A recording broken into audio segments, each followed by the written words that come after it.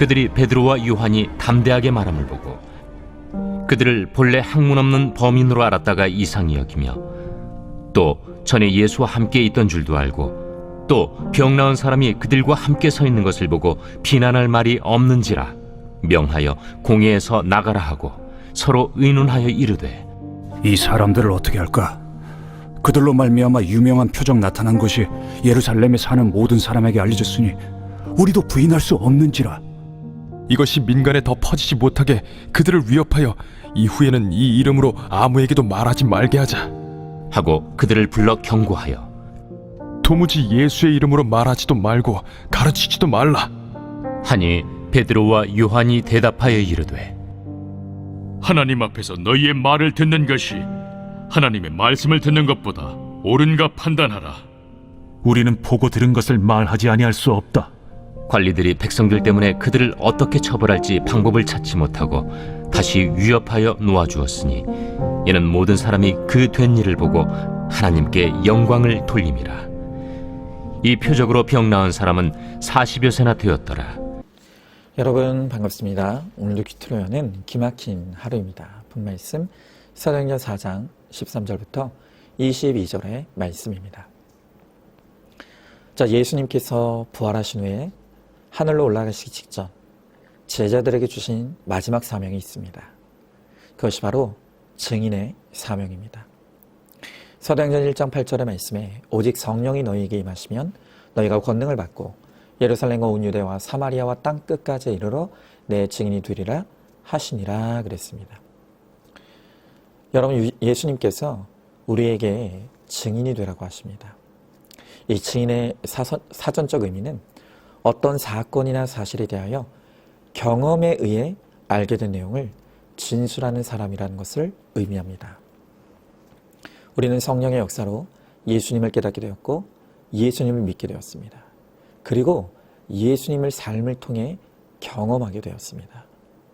여러분, 그래서 우리는 우리가 알고 믿고 경험하는 그 예수를 세상에 알리는 증인이 되어야 한다는 것입니다. 자, 그런데 우리가 증인이 되려면 자격이 있어야 합니다. 오늘 성경은 그 증인의 자격을 우리에게 알려줍니다. 특별히 오늘은 13절, 14절의 말씀에 집중해서 이 증인의 자격에 대해 우리가 함께 묵상해 보도록 하겠습니다. 자, 먼저 첫 번째로 증인의 자격은 변화된 자라야 합니다. 자, 오늘 13절의 말씀에 그들이 베드로와 요한이 담대하게 말함을 보고 그들을 본래 학문 없는 범인으로 알았다가 이상히 여기며 또 전에 예수와 함께 있던 줄도 알고 그랬습니다. 자, 어제 큐티 말씀을 보면 사도 베드로와 요한은 사람들에게 예수 그리스도의 복음을 전하다가 붙잡혀 산헤드린이라고 하는 법정에 끌려오게 되었습니다. 여러분, 이 산헤드린 법정은 유대인들이 죄인을 재판하는 최고 법원이었습니다. 자, 그런데요, 이 산헤드린 법정이 너무 특별한 장소입니다. 혹시 그 이유를 아십니까?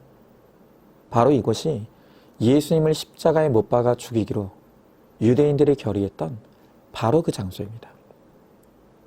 그런데 바로 얼마 전 예수님을 십자가에 못 박기로 결의했던 그 장소에 이제 예수님의 제자들이 서 있는 것입니다. 그런데 유대인들은 법정에 선 베드로와 요한을 보고 오늘 깜짝 놀라게 됩니다. 왜냐하면 그들이 몇 달 사이에 너무 변해 있었기 때문입니다. 그들이 가장 직접적으로 목격한 이들의 변화는 바로 담대함이었습니다. 여러분, 계속 말씀드립니다. 지금 이 시점은 예수님이 십자가에 죽으신 지 많이 잡아야 2달 남짓한 시점이었습니다. 얼마 전까지 유대인들이 알고 있었던 예수의 제자들은 세상 비겁한 겁쟁이들이었습니다. 제자들은 예수님이 산헤드린 공회에서 채찍을 당하고 모욕당할 때 무서워 떨며 한 사람도 나서지 않았습니다. 특히 그들 중에서 가장 비겁했던 인물이 바로 베드로였죠. 우리가 너무 잘 아는 것처럼 베드로는 사람들이 그가 예수의 제자였던 것을 알아보자 3번이나 예수님을 부인하며 배반했습니다. 그런데 그렇게 예수님을 죽였던 바로 그 법정에 서 있는 베드로와 요한이 너무 달라져 있었습니다. 예전에 그 비겁한 겁쟁이, 배신자였던 모습은 온데간데 사라지고 너무나 담대해져 있었던 것입니다. 여러분뿐만 아닙니다. 그들은 유대에서도 가장 촌동네인 갈릴리 출신이고 또 그 가운데서도 가장 하층민에 속하는 어부 출신이었습니다. 그런데 그런 무식쟁이인 이 제자들이 그 어떤 학자들보다 탁월한 언변으로 복음을 유창하게 선포하는 것을 보게 된 것입니다. 오늘 성경을 보면 이 유대의 종교 지도자들이 그들의 놀랍게 변화된 모습을 보며 이상히 여겼다고 합니다.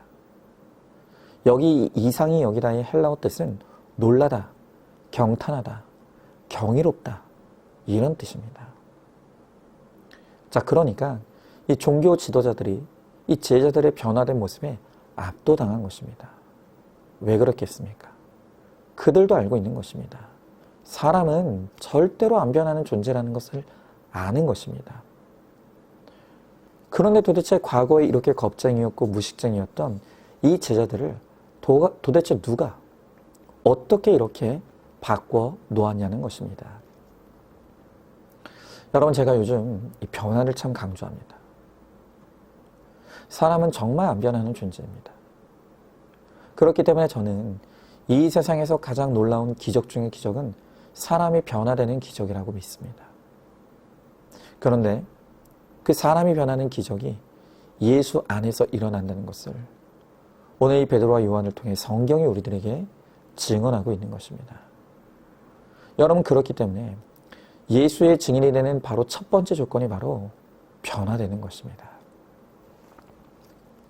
자, 그런데 너무나 안타까운 것은 이 교회 안에 있는 성도들 가운데 예수 믿어도 변화되지 않는 사람들이 너무 많습니다. 그리고 그보다 더 안타까운 것은 예수 믿어도 변화되지 않는 것을 너무 당연하게 여긴다는 것입니다. 여러분, 심지어 변하는 것을 싫어하는 사람들도 얼마나 많은지 모릅니다.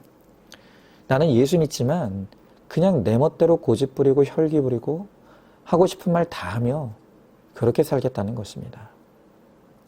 자, 그러다 보니 많은 사람들이 10년, 20년, 아니 못된 신앙으로 평생 신앙생활에도 성품과 삶이 도무지 변화되지 않는 사람들이 얼마나 많은지 모릅니다.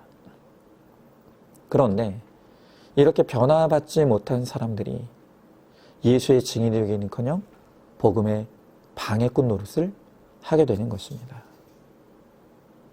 자, 그러나 오늘 성경은 절대로 변할 수 없을 것 같았던 베드로와 요한의 이 변화된 모습을 통해 예수 안에서는 변화될 수 있다는 것을, 아니 변화되어야 한다는 것을, 그리고 우리의 변화로 예수의 증인이 되어야 함을 우리들에게 말씀하고 있는 것입니다. 여러분, 우리가 믿는 그 예수, 우리 안에 우리와 함께 거하시는 그 예수님께서 능히 나를 변화시켜 주실 것을 믿습니까? 내가 예수님을 십자가에 못 박은 악한 자임을 인정하십니까? 그 주님이 나를 변화시켜 주시기를 진실로 원하십니까? 자, 그렇다면 그 예수님께 나도 변화시켜 달라고, 나도 베드로와 요한처럼 거룩한 하나님의 사람으로 변화되게 해달라고 기도하시기 바랍니다. 그러면 주님께서 절대로 변할 수 없었던 나를 반드시 변화시켜 주시고 나를 변화시켜 주신 그 예수의 증인이 되게 해 주실 줄로 믿습니다. 자, 한번 질문해 봅니다. 내가 믿는 예수님의 기적을 일으키시는 능력의 주님이심을 믿습니까? 그 능력으로 나를 변화시켜 주시기를 간절히 원합니까? 나를 거룩하게 변화시켜 달라고 사모하며 기도함으로 내 변화된 모습을 통해 예수의 증인이 되기를 소망하시기 바랍니다.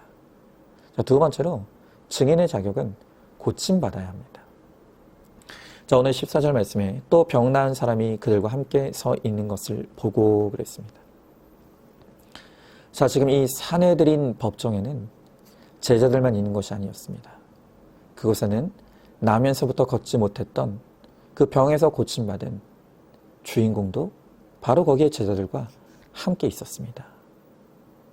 여러분, 아무도 일으킬 수 없었던 그가 두 발로 일어나게 된 것이야말로 예수님이 살아계신 하나님의 아들이라는 가장 강력한 증거였던 것입니다. 여러분, 그러나 이 사람에게서 일어난 진짜 치유의 기적은 단순히 육체적 치유가 아니었습니다. 여러분, 육신이라는 것은 잠시 치유받아도 결국엔 또 병들게 될 것이고, 그리고 결국 죽음을 피할 수가 없는 것입니다. 여러분, 오늘 이 사람에게서 일어난 진짜 치유는 바로 예수 그리스도로 말미암아 죽음이라는 병에서 일어나게 된 것입니다.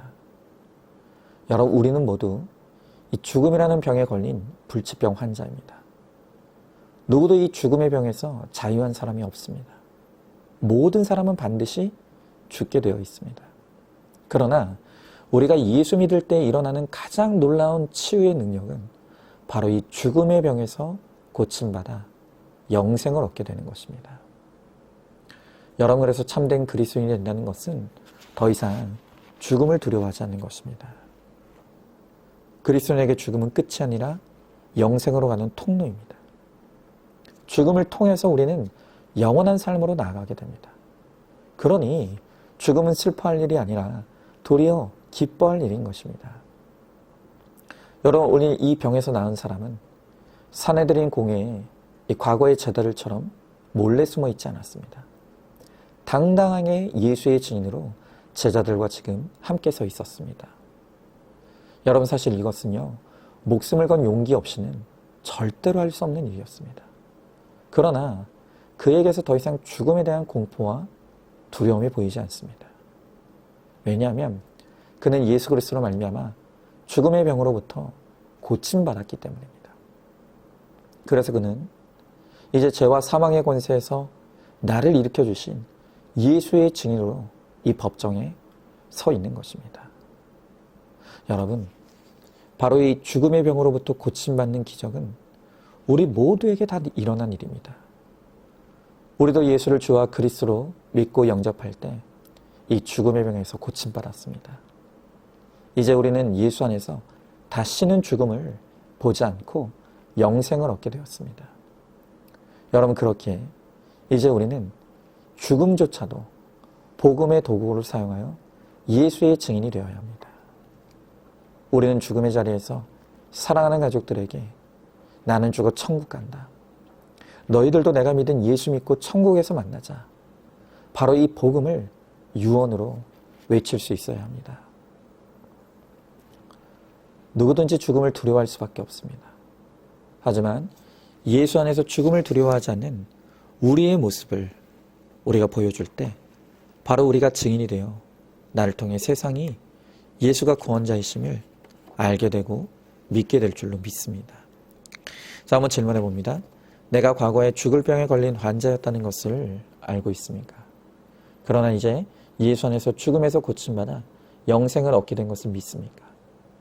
이제는 나의 죽음조차도 구원의 도구로 삼아 예수를 전하는 증인의 사명을 감당하시길 바랍니다.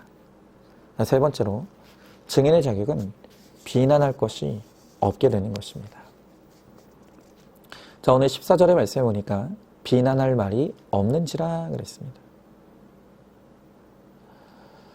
여러분, 여기서 비난할 말이 없다는 것은 무슨 윤리 도덕적으로 완벽한 것을 뜻하는 것이 아닙니다.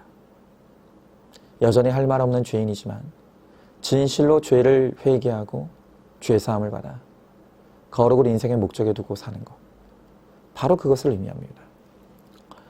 여러분, 하나님께서 우리에게 듣고 싶은 것은 무슨 거창한 신앙 고백이 아닙니다.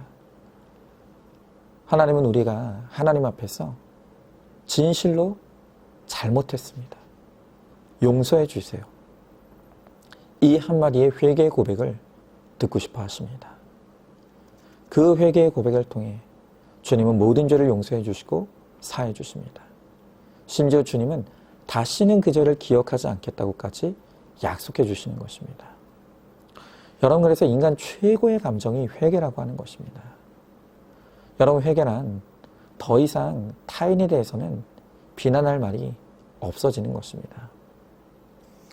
주 안에서 더 이상 좋은 사람, 나쁜 사람이 따로 있지 않습니다.